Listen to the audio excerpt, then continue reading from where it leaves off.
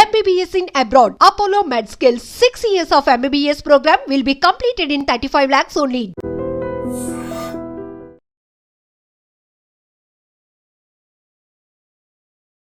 నమస్తే, welcome to I dream. మనతో పాటు కేసీఆర్ దోస్త్ అట్లాగే బీజేపీ నాయకులు రాజయ్య గారు ఉన్నారు. నమస్తే సార్, బాగున్నారా సార్? బాగున్నామా. ఫస్ట్ మిమ్మల్ని చూడంగానే మంచిగా ప్లెజెంట్గా అనిపిస్తుంది. ఏ ముచ్చట పెట్టినా కూడా మంచిగా ప్రాపర్గా చెప్తారు అనే ఫీలింగ్ అయితే ముందే ఉంది సార్. అంటే నేను ప్రాపర్గా చెప్పకుంటే ఉన్నదా అని చెప్తూనే ఉన్నా. పక్కాగా చెప్తారు సార్, నో డౌట్. ఏ దాపరికం లేకుండా కుల్లం మాట్లాడతారు. Yes sir. సార్, ప్రస్తుతం మీరు చూస్తున్నారు రాష్ట్రంలో ఏం జరుగుతుంది ఏంది అనేది. ఫస్ట్ మొదటి ముచ్చట ఏంది అంటే ఈ phone tapping. Phone tapping sir, మీ ఫోన్ కూడా ట్యాప్ అయి ఉంటుందా? నా ఫోన్ ట్యాప్ అయితే నాకేం నష్టం, నాది ఏం పోతుంది? వాళ్ళ పరువు పోతుంది. ఏమన్నా మాట్లాడేది వాళ్ళని తిట్టే మాటలు ఉంటాయి, వాళ్ళ పొరపాటును మాట్లాడేది ఉంటుంది. ఏదన్నా వాళ్ళ మంచితనం ఉంటే మంచితనం చెప్తా, చెడుతనం ఉంటే చెడుతనం చెప్తా. దానికి ఉదాహరణ ఏంటంటే కేసీఆర్ గారి మీద ఒక సినిమా తీస్తానట. సినిమా తీస్తా ఆ సినిమాకు సంబంధించి తీసేతోళ్ళు నా దగ్గరికి వచ్చిండ్రు. వాళ్ళు చాలా రోజులు టైం అడిగి ఇది అడిగి అది అడిగి వినయ్ భాస్కర్ ద్వారా మా దగ్గరికి వచ్చిండ్రు. వస్తే నేను మా ఇంటికనే టైం ఇచ్చిన. ఒక 5 గంటలు కూర్చున్నారు నా దగ్గర. వాళ్ళు అనేక విషయాలను వాళ్ళని చూస్తే మాట్లాడబుద్ది అయింది. నేను మాట్లాడినా, నా జీవితం చెప్పిన. వాళ్ళు వచ్చిన విషయం నాకు చెప్పిర్రు.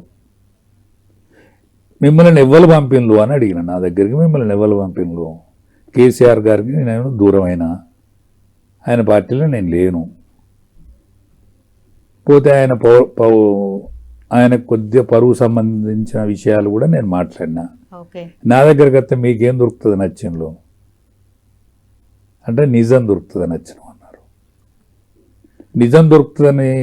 నిజం దొరుకుతుందనేందుకు కూడా మీకు ఎవరో చెప్పాలి కదా. అంటే కేటీఆర్ గారే మీ దగ్గర బొమ్మన్నోళ్ళు అన్నాడు. కేటీఆర్ అంటే ఆయనే మీ దగ్గర పోతే రాజయ్య గారు ఏదన్నా ఉంటే, రాజయ్య యాదవ్ నాన్న విషయం అని ఉంటే ఉన్నది ఉన్నట్టుగా చెప్పగలుగుతాడు. మీకు ఆయన మీద కిలాఫ్ పార్టీలు ఉన్నాడు కదా. ఆయన కిలాఫ్ పార్టీలు ఉన్నా, మాకు ఆపోజిట్ పార్టీలు ఉన్నా, ఆయన నిజమే చెప్తాడు, అబద్ధం మా దగ్గర ఉన్న తప్పే చెప్తాడు. ఆయన దగ్గర మీరు పోవచ్చు అని అన్నట. మరి ఈయన ఏమన్నా మీదికి చెప్తాడా, లోపల ఏమన్నా ఉండి చెప్తాడా అని వాళ్ళు క్రాస్ చెక్ చేసుకున్నారు. ఇంకో ముఖ్యమైన వ్యక్తిని కూడా క్రాస్ చెక్ చేశారు. క్రాస్ చెక్ చేసి ఈ విషయం మాట్లాడదాం అనుకుంటాను, ఎవరి దగ్గర పోవాలి సార్ అని అంటే, మీరు రాజయ్య యాదవ్ దగ్గర పోలి, ఆయన పోతే కేసీఆర్ గురించి కానీ మిగతా విషయాలు ఇవ్వన్నా కూడా ఆయన కరెక్ట్గా చెప్తారు అన్నట్టు. వచ్చింది నా దగ్గరికి. మరి అసలు ఈ చెప్పుతో ఫోన్ ట్యాప్ చేస్తే ఏమవుతుంది? వాళ్ళకి ఎవరన్నా బ్లాక్మెయిల్ చేసి ఎవరన్నా ఇబ్బంది పెట్టి మమ్మల్ని ఏమన్నా ఇబ్బంది పెడతానో, మా లోతుపాతులు ఏమన్నా తెలుసుకున్నట్టు ఎవరన్నా ఉన్నారో, మా పొరపాటును ఎవరన్నా గ్రహిస్తానో అని ఆలోచన ఉన్నోళ్ళు ఫోన్ ట్యాపింగ్ గురించి వాళ్ళ ఫోన్లు ట్యాప్ చేస్తారు. వాళ్ళు ఫోన్ ట్యాప్ చేసే అంత ద్రోహం ఇంకేది కాదు. అంతరంగికంగా తొంగి చూసినట్టే కదా. అంతే, సింపుల్ సార్. అంతరంగికంగానే తొంగి చూసే అధికారం ఎవ్వనికి లేదు కాక లేదు. తల్లి సీక్రెట్ ఉంటుందమ్మా ఒకటి, భార్య సీక్రెట్ ఉంటుంది ఒకటి. ఆ మానవుల నుంచే పుడతాడమ్మా మనిషి. ఆనాడు పసిపిల్లగాడు యోన రక్షించిన కడుప తెలియదు ఆ పిల్లోనికి.